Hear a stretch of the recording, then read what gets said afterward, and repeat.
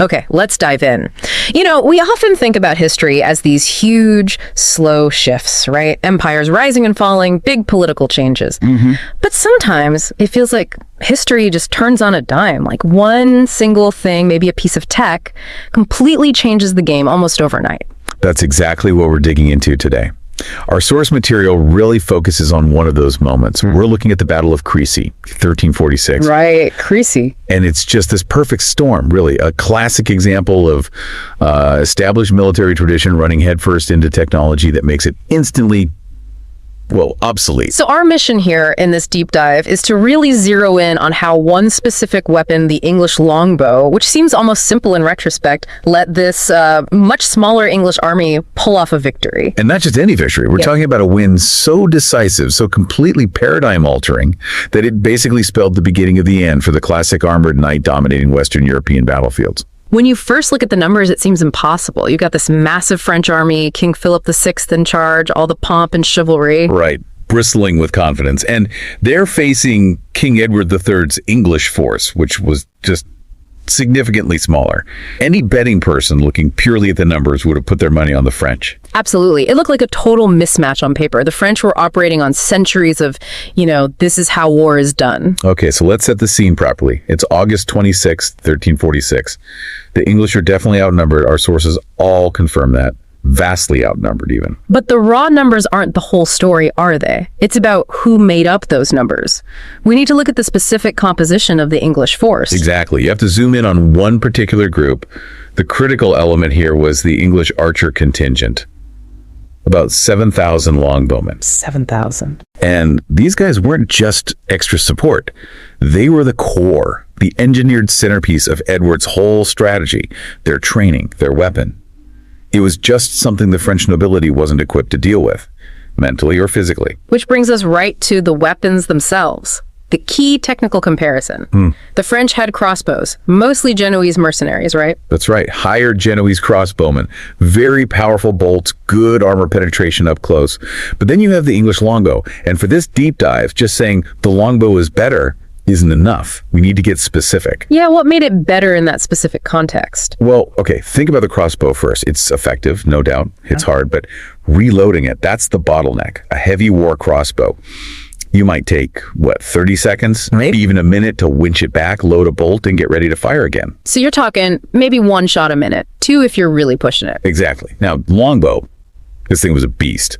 We're talking draw weights, often over 150 pounds.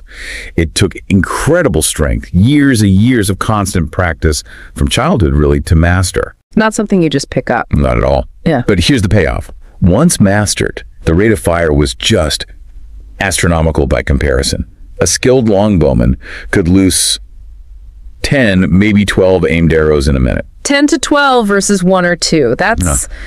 That's not just an edge. That's a completely different category of weapon on the battlefield. You're talking a shower of arrows versus single shots. A relentless shower. Plus, the longbow generally had better effective range. So the English archers could start harassing and killing the French forces long before the Genoese crossbowmen could even get properly set up and into effective range themselves. And there's an economic point here too, isn't there? Something about the cost. Oh, absolutely. Think about the French knight. That's peak military investment into the feudal system. Custom-made heavy armor, expensive war horses, years of specialized training, noble lineage, huge personal wealth tied up in one individual. Fall longbowman, still highly trained, yes, very skilled, but fundamentally he's peasant infantry. The bow itself, while requiring good wood, could be made relatively quickly and cheaply compared to a knight's full kit. Crecy wasn't just a military disaster for France, it shattered the economic model of feudal warfare too. So faster firing, longer range, cheaper to field in large numbers, yet the French command, they still banked everything on their knights. Why the blindness? Was it just arrogance, the glory of the charge? It was deep. Structural, almost. The whole French social system, their military hierarchy, it was all built around the idea that the noble cavalry charge was the ultimate deciding factor. The idea of, common foot soldiers, peasants with bows, actually winning a battle against knights. It was almost unthinkable, culturally alien. Dishonorable, even from their perspective. Exactly. To truly value the infantry archer would have meant admitting their own social and military model might be flawed, even obsolete. and that kind of thinking. Very hard to accept when you're at the top. That cultural inertia, that arrogance really set them up for what happened next. Right, which leads us into the battle itself. The mechanics of the disaster for the French. They started by sending the Genoese crossbowmen forward, didn't they, to soften up the English lines? That was the plan, but it went wrong almost immediately. There had been rain earlier, and the Genoese found their bowstrings were wet, slack, and losing power. A simple thing, but critical. Oh, wow. Weather playing a part, too? A huge part. So they're advancing, struggling with damp strings, and suddenly the English longbowmen positioned on the flanks just open up. And we just established a rate of fire. 7,000 men firing 10 arrows a minute. That's over 1,000 arrows hitting every second. It's not just a volley, it's a localized hailstorm of razor-sharp points. The sources describe it as devastating. Not just the killing power, but the shock, the sheer volume of incoming fire. The Genoese couldn't get close enough to shoot effectively, they couldn't reload quickly under that pressure, and they were just being cut down. Catastrophic losses. Understandably, they started to fall back. They broke, tried to retreat. And this is where French inflexibility becomes fatal. As the Genoese are trying to pull back, the first wave of French knights is already charging forward. Charging into their own retreating men. Straight into them. The accounts suggest the French knights, seeing the mercenaries retreating, basically viewed them as cowards getting in the way. There are reports they literally rode down their own crossbowmen in their impatience to get at the English. Chaos. Utter chaos before they even reached the enemy line. Terrible. King Philip, apparently furious, orders his knights forward, wave after wave. He still believes the sheer weight and the elan of the heavy cavalry charge will just punch through. But the ground was already muddy from the rain. Making it worse for the horses, slowing them down. Exactly. Slowing them, making them flounder, turning these huge, valuable targets into, well, relatively easy pickings for archers who now have slow-moving or even stationary targets. And the knights are disorganized from riding through their own fleeing infantry. So the longbowmen just keep pouring arrows into them. Relentlessly, wave after wave of French knights charged, driven by honor, by duty, by sheer desperation, perhaps. But they just couldn't close the distance. The volume of arrow fire created this kill zone they couldn't penetrate. Oh, we talked about the armor. It was good against a sword blow, maybe a lance hit. Right, but against dozens of arrows, finding gaps, hitting the horses, wounding the knight, even if not killing him outright. The armor couldn't cope with that sheer quantity of impacts from multiple angles.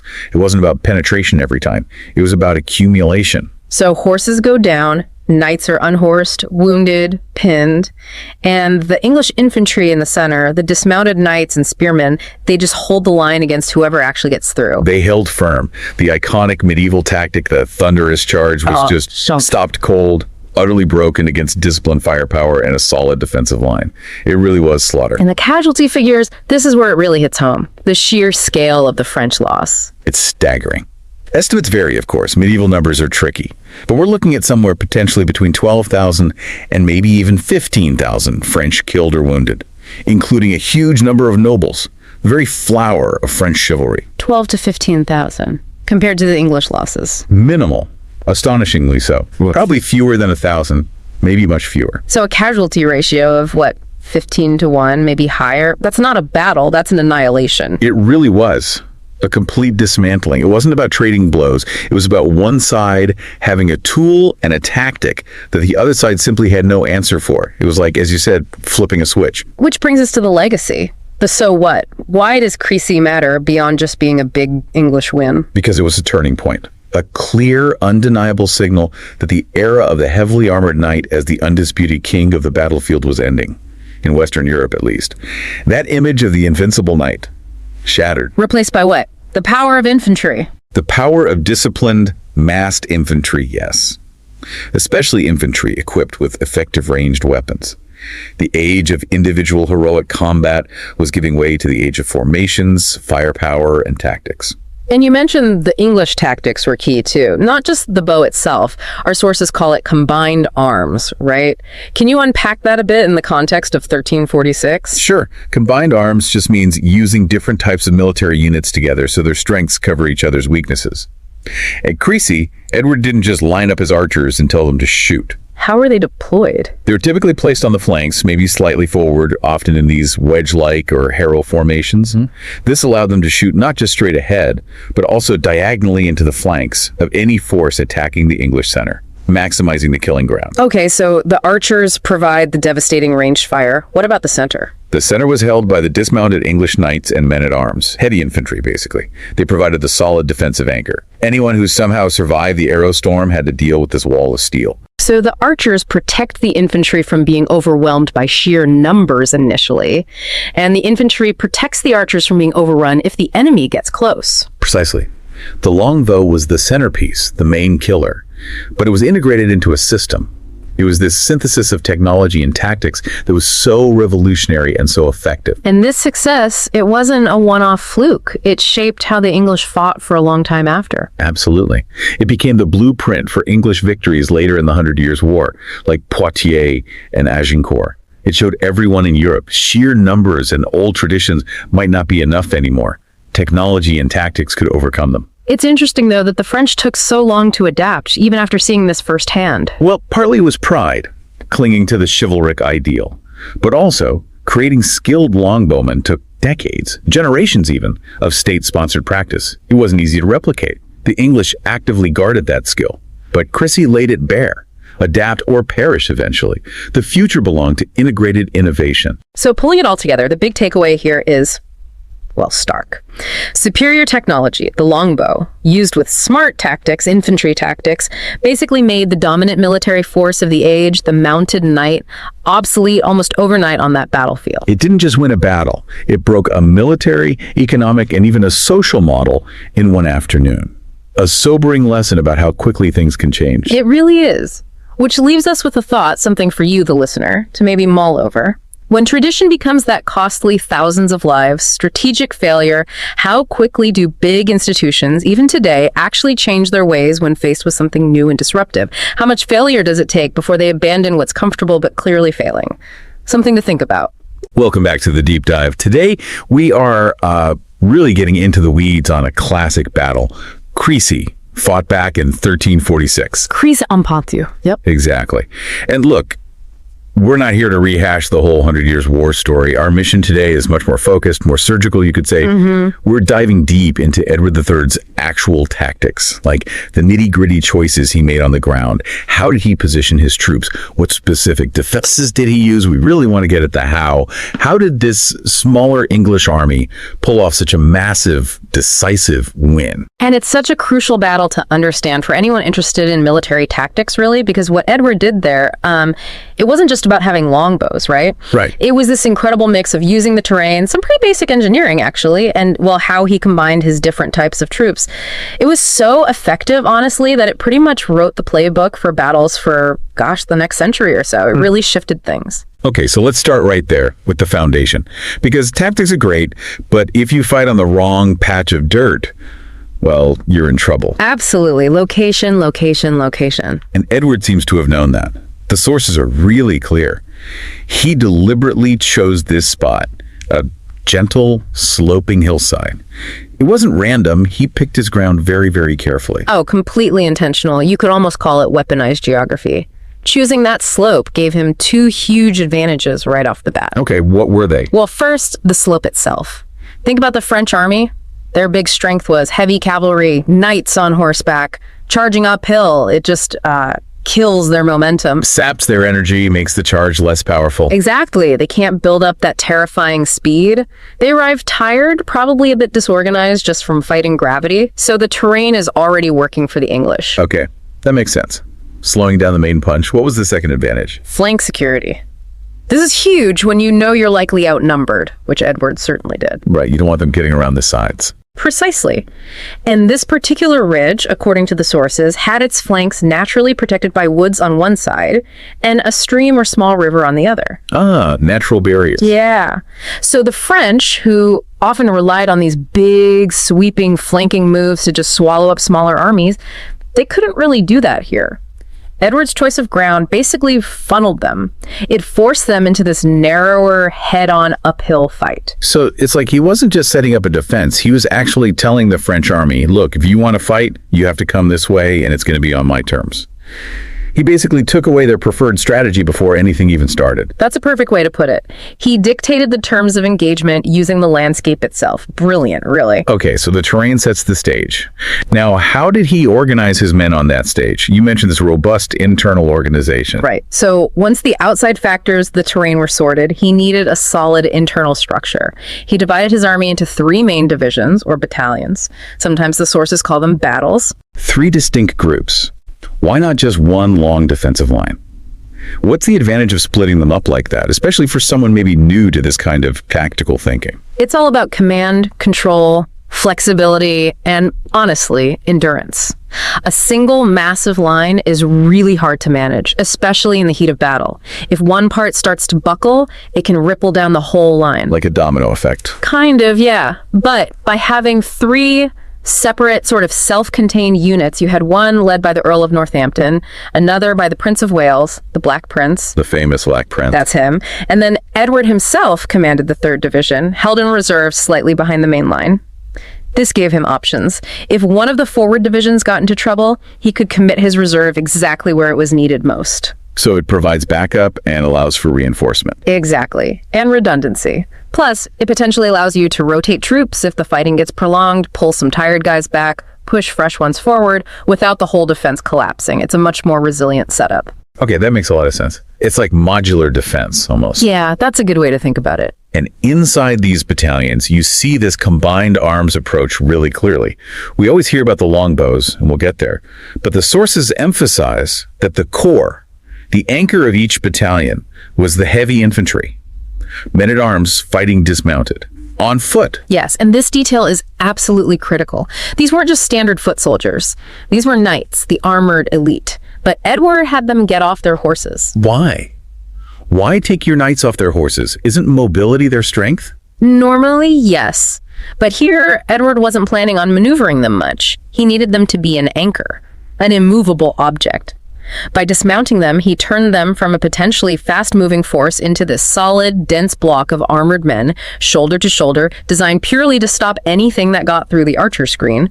They became the unbreakable wall. Providing stability for the rest of the line, especially the archers. Exactly. The archers needed that solid core behind them or beside them, depending on the exact formation, to feel secure and just focus on shooting. But wasn't there a risk? By taking them off their horses, didn't he sacrifice their ability to, say, countercharge if the French did break through somewhere? Weren't they just stuck there? It was definitely a calculated risk. And it shows how much confidence Edward had in his entire system, not just one part of it. He was essentially betting that his layered defense, the terrain, the obstacles, the archers, would so badly weaken the French charges that a static, super solid defense would be enough. He traded offensive potential for maximum defensive resilience. Pretty much. His thinking was likely, if the French break this line, we're probably lost anyway, mounted or not. So better to make that line as hard to break as humanly possible. Staying on foot, maybe with some spearmen mixed in or stakes in front, created that dense, deep, hard to penetrate block. Okay, let's talk about what was in front of that block, because this is where it gets really interesting, mixing, the high-tech weapon of the day with something almost primitive. We're talking about pit traps. Yeah, literally pits dug in the ground. Simple holes. How effective could those really be against a massive cavalry charge? Surprisingly effective. It sounds basic, maybe even a bit like cheating by medieval standards, but these pits were a key part of the system. They were dug specifically in the path of the charging French cavalry. So what was the goal? Just to make horses stumble? Primarily, yes. To disrupt the charge before it even reached the English lines or even got into the most effective range of the longbows. Think about it. You're a French knight, you're charging uphill, already tiring, and suddenly the ground in front of you is littered with hidden holes. A gas. Absolute chaos. Horses would trip, fall, break legs. Yeah. Potentially, some sources suggest they were designed specifically for that. Riders would be thrown, formations would break up as men tried to steer around them. It forced the French charge to slow down, to become fragmented and disorganized. So it wasn't just a physical barrier, it was a psychological one too. It broke their cohesion. Hugely psychological, yes. And it wrecked their organization. A cavalry charge relies on mass and momentum and tight formation. The pits undermined all 3. They sowed disorder right at the crucial moment, making the French knights much easier targets for the archers waiting for them. It was the low-tech setup for the high-tech kill. Which brings us neatly to the longbows. Okay, Edward III had longbows. His predecessors had them too. What made Crecy different? You said it wasn't just having them, but how they were used. Exactly. The deployment, the specific placement, that's where Edward's genius really shows. He did a couple of things with his archers that were, well, pretty innovative and maybe even surprising for the time. Okay, lay them out for us. What were these surprising tactics? Well, the first one was about concealment. He didn't just line his archers up in plain sight. He hid them. Some of them, yes. The sources mention archers being placed in small patches of woods on the flanks, or even lying down in fields. Some specifically mention tall wheat fields to stay hidden until the very last moment. Wow. So the French wouldn't even see the full extent of the threat until arrows started raining down? Pretty much. Imagine charging what looks like an open slope, maybe dodging pits, and then suddenly volleys of arrows erupt from the flanks, from ground you thought was empty. It would have been terrifying, adding shock and confusion to the physical damage. That surprise factor must have been huge. Okay, so concealment was one tactic. What was the other? The other was their formation. They weren't just in simple lines. Edward positioned his longbowmen in these distinctive wedge-shaped formations. The contemporary accounts sometimes call them hearses, which is like a harrow, or describe them as looking like teeth. Wedge shapes, like arrowheads pointing at the enemy. Kind of, yeah, pointing towards the advancing French. These wedges were typically placed on the flanks of the dismounted men-at-arms. Okay, the teeth formation. Why? What does that shape achieve that a straight line doesn't? It sounds like it's designed for something specific. It absolutely is. It's about maximizing firepower and creating overlapping fields of fire safely and effectively. Think about a wedge. The archers along the sides of the wedge can all shoot forwards and inwards towards the point, concentrating their arrows into a specific zone directly in front of the wedge. Ah, so it creates a cone of incredibly dense arrow fire right where the enemy is thickest. Exactly. It maximizes the density of arrows hitting the front ranks of the attackers. A straight line of archers might have some firing lanes blocked by the men in front, or they might accidentally shoot into their own men-at-arms in the center. The wedge avoids that. It ensures a concentrated, devastating volley into the approaching enemy, and it also naturally protects the flanks of the infantry block in the middle.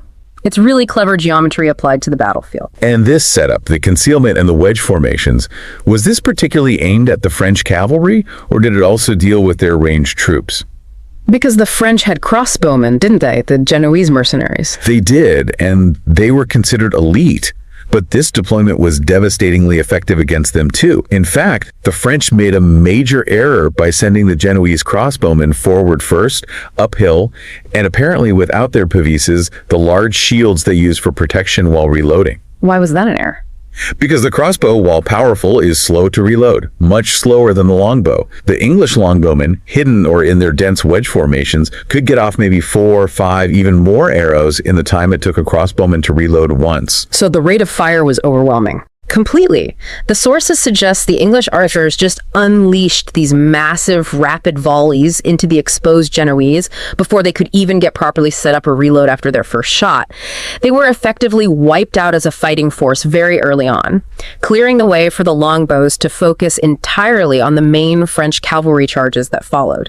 It was a clinical removal of the enemy's ranged threat. Okay, let me try and stitch this all together then. So, the French decide to attack. They had to charge uphill, which slows them down. Then they hit the hidden pits, which throws them into confusion, breaks their formations. Right. Then suddenly, they're hit by surprise volleys of arrows from concealed archers and concentrated volleys from these wedge formations, which absolutely shreds their front ranks and has already taken out their crossbow support. Yep, devastating firepower. And only then, the few who actually make it through all of that, tired, disorganized, demoralized, they finally reach the English line, only to slam into this immovable wall of fresh, dismounted knights and spearmen. That's pretty much the picture. It's a layered defense where each layer weakens and disrupts the enemy, setting them up for the next layer, culminating in that solid center. It's like a funnel of destruction. An almost perfect tactical kill chain designed to negate the French strengths and maximize the English ones. It really was. A perfect storm of using terrain, simple obstacles, superior firepower delivered smartly, and disciplined heavy infantry holding the line. The system just worked, blunting attack after attack. Even though the French charged repeatedly throughout the day, they just couldn't break through that combination. The English, despite being outnumbered, held firm. So, wrapping this up then, Edward III's victory at Crecy wasn't just luck or just the longbow. It was a real masterclass in strategy. Picking the right ground, using simple but effective engineering, and integrating archers and infantry in a truly innovative way through clever tactical positioning. Absolutely, and that's why it had such a massive impact. This battle, this deployment, it became a template. It showed everyone in Europe that disciplined infantry and missile troops, properly deployed on good ground, could defeat the supposedly invincible heavy cavalry charge. It really did change how people thought about fighting battles in the medieval period. A pivotal moment, no doubt. Okay, so here's something for you, our listeners, to think about as we finish up this deep dive. Right. We talked about how Edward blended the high-tech weapon of his day, the longbow, which needed skilled men, lots of arrows, serious logistics with incredibly low-tech defenses, basically just digging holes. Hits, yeah. So the question to mull over is this. Which element was actually the bigger strategic challenge for Edward to pull off successfully? Was it fielding and supplying all those highly trained archers? Or was it the simpler, maybe even counterintuitive tactical decision to rely on something as basic as digging pits to disrupt the enemy? High-tech weapon versus low-tech ingenuity, which one really made the crucial difference? Some to ponder.